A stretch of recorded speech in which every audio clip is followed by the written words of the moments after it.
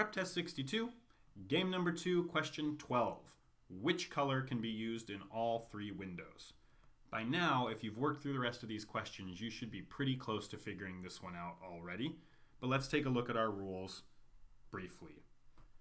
We know that we have to use all the colors, and we know that Y cannot be in the same window as G or O.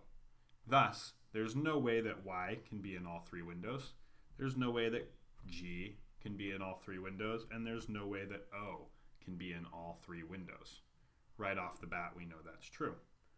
We also have a rule, that tells us that exactly 2 windows contain rose-colored glass.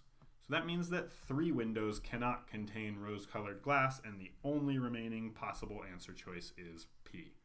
You might have been scared away from that answer choice by this rule right here.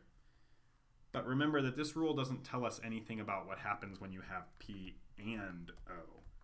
It only tells us about what happens when you don't have P or when you don't have O. So we can still have P in all 3 windows.